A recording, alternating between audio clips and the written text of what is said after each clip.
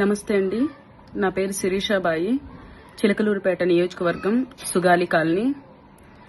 నేను ఏ గవర్నమెంట్ కి వ్యతిరేకతని కాను, ఏ ప్రభుత్వానికి కూడా నేను వ్యతిరేకని కాను. నేను మీ అందరికీ తెలియపరచాల్సింది ఒక విషయం ఉందండి. నేను ఏదైతే 15వ తారీఖు మధ్యాహ్నం 1:30 గంటల సమయంలో పోలీస్ స్టేషన్ కి వెళ్లటం మాట వాస్తవమే. అది ఎందుకు వెళ్లానంటే, చిన్న పిల్ల 15 సంవత్సరాల పిల్ల మీద కేసు రాసి కూర్చోబెట్టారు. అది ఎందుకు రాశారు, ఎందుకు కూర్చోబెట్టారు, అది వివరణ కోరటం కోసం నేను, నాతో పాటు వచ్చిన ఒకతను రమేష్ అనే వ్యక్తి, అఖిల అనే ఒక అమ్మాయి నాతో పాటు వచ్చారు. మేము ముగ్గురం కలిసి స్టేషన్ కి వెళ్లిన మాట వాస్తవము. వెళ్లంగానే అక్కడ రిసెప్షన్ లో కూర్చొని ఉన్న ఒక లేడీ కానిస్టేబుల్ తో ఆ అమ్మాయి గురించి, ఏ అమ్మాయినైతే అరెస్ట్ చేసి కూర్చోబెట్టారో, కేసు ఫైల్ చేశారో ఆ అమ్మాయి గురించి అడగటం జరిగింది. ఏం మేడం, ఏం తప్పు చేసింది ఆ పిల్ల, ఎందుకు కేసు ఫైల్ చేశారు, చిన్న పిల్ల, ఆ పిల్లని సదరు అబ్బాయిలతో కూర్చోబెట్టారు, ఇది ఎంతవరకు కరెక్ట్ అని చెప్పి నేను అడగటం జరిగింది, ప్రశ్నించడం జరిగింది. ఆ సమయంలో సిఐ గారు స్టేషన్ లో లేరు. ఆ మేడం గారు సిఐ గారికి ఫోన్ చేసినట్టున్నారు. సిఐ గారు హుటాహుటి నా స్టేషన్ కు వచ్చారు. వచ్చి రాగానే నా మీద విరుచుకుపడి నా ఫోన్ లాగేసుకుని నన్ను స్టేషన్ లో ఆడ నుంచోబెట్టేశారు. అక్కడ లోపల కూర్చోబెట్టండి ముందు, దీన్ని ఎవడొచ్చి అడుగుతాడో అది కూడా చూద్దాం అసలు అని చెప్పి నన్ను ఎలా పడితే అలా మాట్లాడుతూ ఉన్నారు. అదే సమయంలో మీరు నన్ను అది ఇది అనొద్దు, నా పేరు శిరీష, పేరు పెట్టి పిలవండి అని చెప్పి నేను కూడా అనటం జరిగింది. ఇంకా అతనికి ఎక్కువగా కోపం వచ్చి నన్ను ఆడ నుంచోబెట్టేశారు. ఆ తర్వాత నేను సార్ కి ఫోన్ చేశా. ఎమ్మెల్యే గారికి కాల్ చేయంగానే సార్ రెస్పాండ్ అయ్యారు. సిఐ గారికి కాల్ చేసిన మాట వాస్తవమే. వెంటనే నన్ను పంపించారు, మరి కొద్దిసేపటికి బయటికి పంపించారు. కానీ దానికంటే ముందు నన్ను సిఐ గారు తన రూమ్ కి పిలిపించి నన్ను ఎలా పడితే అలా చాలా వల్గర్ లాంగ్వేజ్ తో మాట్లాడటం జరిగింది. అది ఏ ఆడపిల్ల కూడా భరించలేని విషయాలు, భరించలేని మాటలు అవి. నా వ్యక్తిగత జీవితం గురించి మాట్లాడుతూ నన్ను తన మాటలతో హింసిస్తూ నన్ను ఎలా పడితే అలా మాట్లాడిన మాట వాస్తవమే. సిఐ గారు అంటున్నారు ఈరోజు, శిరీష అనే వ్యక్తి స్టేషన్ మీదకి, ఇప్పుడు నేను న్యూస్ చూశానండి, అది కూడా ఎవరో పెట్టారు, శిరీష అనే వ్యక్తి స్టేషన్ మీదకి ఇంతమంది మహిళల్ని తీసుకొని 15 మందినో 30 మందినో తీసుకొని స్టేషన్ మీదకి వచ్చింది అని చెప్తున్నారు కదా. నేను ఒక్కదాన్నే వెళ్లానా, నాతో పాటు ఒక ఇద్దరు వచ్చారు, అది కూడా వాళ్ళు కూడా టీడీపీ కార్యకర్తలు. వాళ్ళని తీసుకొని వెళ్ళా. మన ఆడపిల్ల, కాలనీలో పిల్ల, చిన్న పిల్ల, ఏం జరిగిందో వెళ్లి అడిగి ఆ పిల్లని మాట్లాడి తీసుకొని వెళ్దాము అని చెప్పి వెళ్లాము. వాళ్ళని తీసుకొని వెళ్లిన మాట వాస్తవమే. కానీ ఏదైతే 15 మంది ఉన్నారు, 30 మంది వచ్చారు, అందుకనే నేను స్టేషన్ మీదకి దాడి చేసింది, నేను అలా మాట్లాడాను అని సిఐ గారు చెప్తున్నారు. సదరు వ్యక్తులు ఎవరో చెప్తున్నారంట. అది ఎంతవరకు వాస్తవం అనేది అక్కడ ఉన్న స్టేషన్ లో సీసీ ఫుటేజ్ బయటకు తీస్తే అది అందరికీ అర్థమవుతుంది, అది ఎంతవరకు వాస్తవం అనే విషయం అది అందరికీ తెలుస్తుంది. ఇక్కడ ఇంకో విషయం ఏంటంటే అండి, నేను తెలుగుదేశం పార్టీలో కొన్ని రోజులుగా వర్క్ చేస్తున్నా. కాలనీలో ఏ సమస్య వచ్చినా చిన్న చితక విషయాలకి వెళ్లి మాట్లాడొస్తాను. నేను అలాగే అదే చనువుతో ఆ రోజు కూడా స్టేషన్ కి వెళ్లి సిఐ గారితో మాట్లాడి తన్ని తీసుకొద్దాము, ఏం జరిగిందో తెలుసుకొని తన్ని తీసుకొద్దాము అని వెళ్లాలే గాని నేను గొడవ పట్టానికో లేకపోతే చట్టానికి వ్యతిరేకంగా నేను వాదించడానికో నేను వెళ్లలేదు. సరే అండి, నేను చట్టానికి వ్యతిరేకంగా మాట్లాడాను, వాదించాను అనుకోండి, నా మీద చట్టపరమైన యాక్షన్ తీసుకోండి, నేను కాదన్ను. రేపు కూడా నేను చట్టానికి వ్యతిరేకంగా ప్రవర్తించాను, అక్కడ మాట్లాడాను, గవర్నమెంట్ కి వ్యతిరేకంగా ఉన్నాను అని మీరు గనక నమ్మితే, నిరూపించగలిగితే అక్కడ సీసీ ఫుటేజ్లు ఉన్నాయి. స్టేషన్ బయట ఉంది, స్టేషన్ లోపల రిసెప్షన్ లో ఉంది, సిఐ గారి రూమ్ లో ఉంది, సిఐ గారి రూమ్ బయట ఉంది. ఇది గనక నిరూపించగలిగితే మీరు ఏ శిక్ష వేసినా నేను తలదించుకొని ఆ శిక్షని అనుభవిస్తాను. 365 రోజులు కూడా స్టేషన్ లో కూర్చోటానికి నేను సిద్ధంగా ఉన్నాను. ఆ సీసీ ఫుటేజ్ ఏదైతే ఉన్నాయో నేను సిఐ గారితో రాంగ్ గా మాట్లాడానా లేకపోతే సిఐ గారు నాతో రాంగ్ గా మాట్లాడారా అనే విషయం బయటికి వస్తుంది.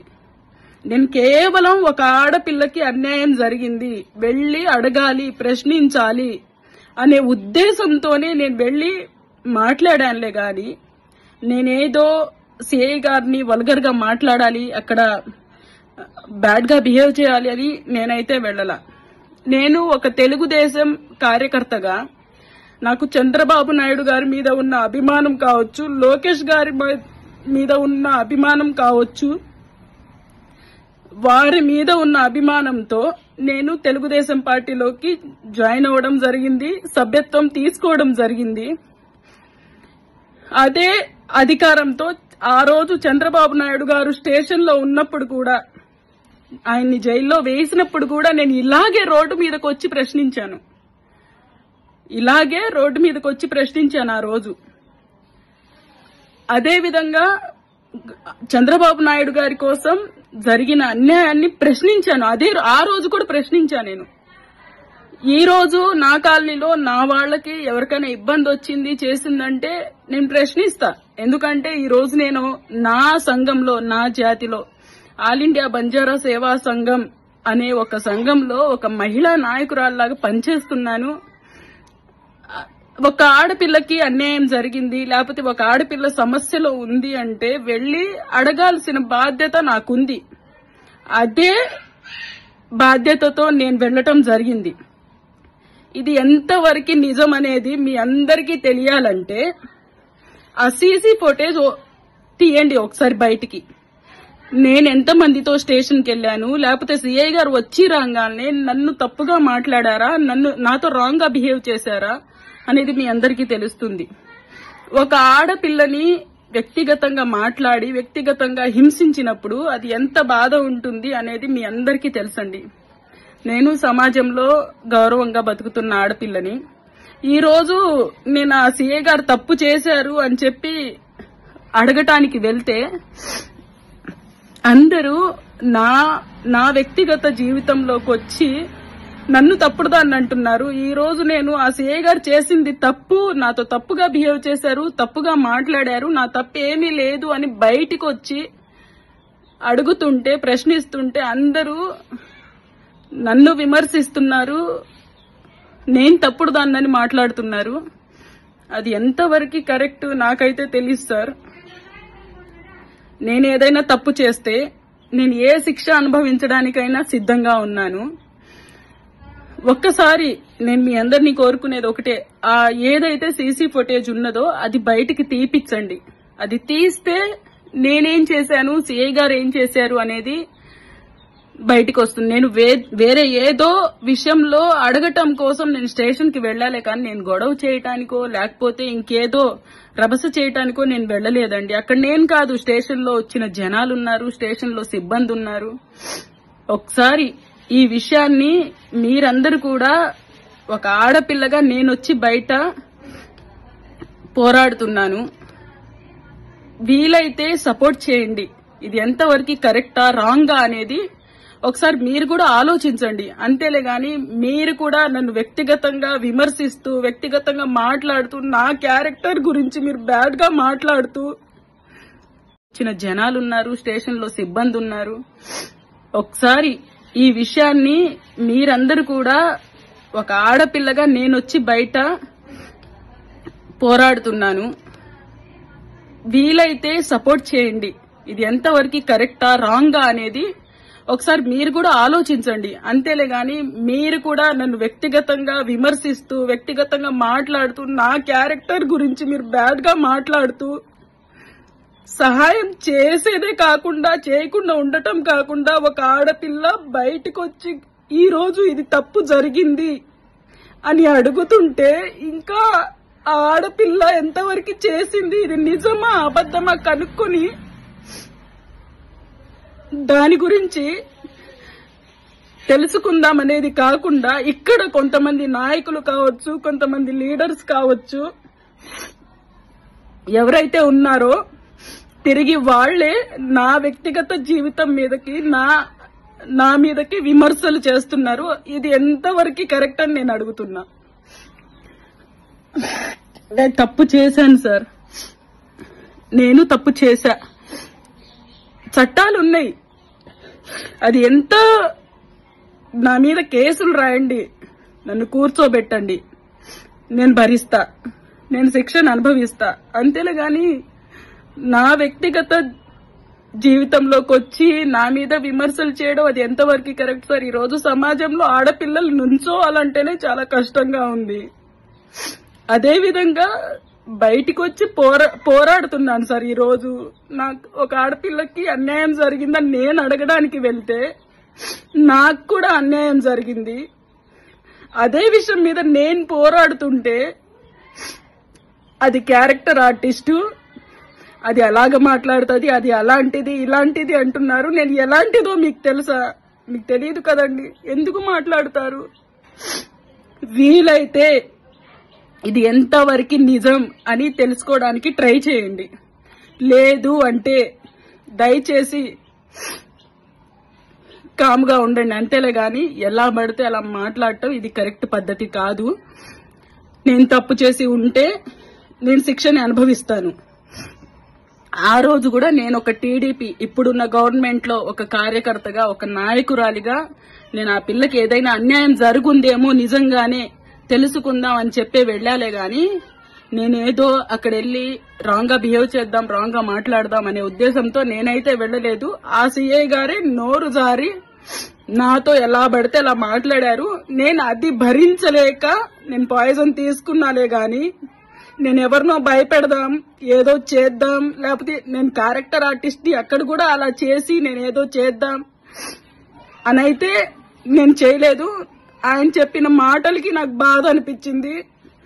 ఆయన నాతో అలా బిహేవ్ చేసిన దానికి నేను తట్టుకోలేకపోయా. ఆ మాటలు నేను జీర్ణించుకోలేక నేను పాయిజన్ తీసుకున్నాలే గాని నేను ఇక్కడ ఏదో డ్రామా క్రియేట్ చేద్దాం, ఎవరినో మెప్పిద్దాం, ఏదో చేద్దాం అని అయితే నేను చేయలా. ఏ ఆడపిల్ల అయినా కూడా సమాజంలో ఒక ఆడపిల్ల ఒంటరిగా పోరాడుతుంది అంటే ఇలాంటి అన్ని భరించాలి. నేను అన్నిటికీ సిద్ధమే. ఆ రోజు కూడా నా తప్పేదైనా ఉంది అంటే, నేను తప్పు చేశాను అంటే నేను ఎన్ని శిక్షలు వేసినా కూడా నేను భరిస్తానండి. నా మీద వెయ్యండి, చట్టపరమైన శిక్షలు వెయ్యండి, నేను దాన్ని స్వీకరిస్తాను. అంతేలే గాని నోటికి ఏది వస్తే అది ఎలా పడితే అలాగా మాట్లాడటం అది నాయకులకైనా ఎవరికైనా జనానికైనా అది మీడియా మిత్రులకైనా ఎవరికైనా ఇది కరెక్ట్ కాదండి. ఒక ఆడపిల్ల మీద నింద వేసే ముందు మన ఇంట్లో ఆడపిల్లలు ఉన్నారు, మన ఇంట్లో మన తల్లి ఉంది, మన చెల్లుంది, అందరున్నారు. ఇదే పరిస్థితి వాళ్ళకొస్తే ఇది ఎంతవరకు తను స్వీకరించగలదు అనేది కూడా ఒకసారి ఆలోచించండి. నేను కేవలం తెలుగుదేశం పార్టీలోకి జాయిన్ అవ్వడానికి కారణం చంద్రబాబు నాయుడు గారి, లోకేష్ గారి మీద అభిమానంతో వచ్చాను. కానీ ఈ రోజు నేను ఎంత కష్టపడి అంత చేసి నా నియోజకవర్గంలో, నా గవర్నమెంట్ లో నాకే న్యాయం జరగకుండా అన్యాయం జరుగుతుంటే ఎలా అండి ఇది? ఇంకెవరిని ప్రశ్నిస్తాం మనం? నేనేదో అక్కడ తప్పుని ఒప్పుని తప్పు చేయడానికి వెళ్ళలేదు కదండి. ఒక ఆడపిల్ల, చిన్నపిల్ల, ఎందుకు ఇలా రాశారు, ఏమంత అవసరం వచ్చింది అని మాట్లాడటం కోసమే వెళ్ళాలే గాని నా వ్యక్తిగత జీవితం కోసమో, నా వ్యక్తిగత సమస్య కోసమో నేను వెళ్ళలేదండి అక్కడికి. ఈ రోజు సిఐ గారు నా మీద చెప్తున్నారు కదా, తను రాంగ్ గా మాట్లాడింది, తను రాంగ్ గా బిహేవ్ చేసిందని. నేను ఒకటే కోరుకుంటున్నా, దయచేసి ఆ స్టేషన్ లో ఉన్న సీసీ ఫుటేజ్ ఓపెన్ చేయండి. ఆ స్టేషన్ లో ఉన్న సీసీ ఫుటేజ్ బయటకి తీయండి. తీస్తే నేను తప్పు చేశానని నిరూపణ అయితే నాకు ఏ శిక్ష వేసినా నేను అనుభవించడానికి రెడీగా ఉన్నా. లేదు నేను తప్పు చేయలేదు, నా తప్పు లేదనుకుంటే ఆ సిఐ గారి మీద చర్యలు తీసుకోండి. ఇంకొక ఆడపిల్ల నాలాగా ఇంత బాధని భరించడం వద్దు. మన జీవితం మనం బతుకుతూ, మన కష్టాలు మనం పడుతూ, ఈరోజు సమాజంలో అందరి గురించి నిలబడ్డమే కాకుండా మనం కూడా మాటలు పడవలసి వస్తుంది. అది ఓకే, అది నేను కూడా స్వీకరిస్తాను. కానీ మనం చెయ్యని తప్పుకి మనం అనుభవించడం అంటే అది ఎంతవరకు కూడా కరెక్ట్ కాదు అని నేను అంటున్నాను. దయచేసి ఇది ఎంతవరకు కరెక్ట్, ఎంతవరకు అబద్ధం అనేది మీరు కూడా ఒకసారి తెలుసుకొని మాట్లాడండి. అంతేలే గాని నా మీద తప్పుగా మాట్లాడటం, నా మీద నిందలేయటం అది ఎంతవరకు కూడా కరెక్ట్ కాదు. దయచేసి ఒక ఆడపిల్లగా బయటకు వచ్చాను, సమాజంలో నుంచొని ఫైట్ చేద్దాం అనుకొని నేను వచ్చాలే గాని ఈ రకంగా విమర్శల పాలవుతానని నేను అనుకోలేదు. ఇలా అనుకోని ఉండుంటే ఆ రోజే బయటకు వచ్చేదాన్ని కాదు. నా తప్పైతే ఏం లేదు, నన్ను నమ్మండి. ఆ సీసీ ఫుటేజ్ ఓపెన్ చేయండి. ఇది ఎంతవరకు నిజం, ఎంతవరకు అబద్ధం అనేది మీ అందరికీ తెలుస్తుంది. దయచేసి నన్ను అర్థం చేసుకోండి. అంతేలే గాని నా మీద ఎలా పడితే అలా మాట్లాడుతూ, ఎవరికి పడితే వాళ్ళకి ఫోన్లు చేసి అది అలాంటిది ఇది ఇలాంటిది ఒకసారి కనుక్కోండి. నా కాలనీకి వచ్చి శిరీష ఎలాంటిది అనేది ఒక్కసారి అడగండి, మీకు కూడా అర్థమవుతుంది. అంతేలే గాని తెలిసి తెలియకుండా అయితే ఏది మాట్లాడొద్దు. దయచేసి చెప్తున్నా, అందరికీ చెప్తున్నా. ఇక్కడ నేను గెలవటం కాదు నాకు ముఖ్యం. ఇక్కడ న్యాయం గెలవాలి, న్యాయం మాత్రమే జరగాలి. ఇక్కడ నేను గెలిచానా, వాళ్ళు గెలిచానా, వీళ్ళు ఇదంతా కాదు. ఇక్కడ జరగాల్సింది న్యాయం. ఒక టీడీపీ కార్యకర్తగా, ఒక తెలుగుదేశం పార్టీ మహిళగా అడుగుతున్నాను, నేను ప్రశ్నిస్తున్నాను. ఇక్కడ నేను పార్టీలో పనిచేస్తున్నాను కాబట్టి తెలుగుదేశం పార్టీ తలదించుకునే పని నేను ఏ రోజు చేయలేదు, నేను చేసి ఎరగను. ఇక్కడ గనక నేను తప్పు చేశానంటే నేను పార్టీలో నుంచి తొలగిపోవడానికి రెడీగా ఉన్నాను. నేను తప్పు చేయలేదు అని మీరందరూ గనక నిరూపించి ఆ సీసీ ఫుటేజ్ ఏదైతే ఉందో అవన్నీ బయటకు తీపిస్తే ఆ సిఐ గారి మీద ఎటువంటి చర్యలు తీసుకుంటారో నాకు కూడా ఒక్కసారి చూడాలి.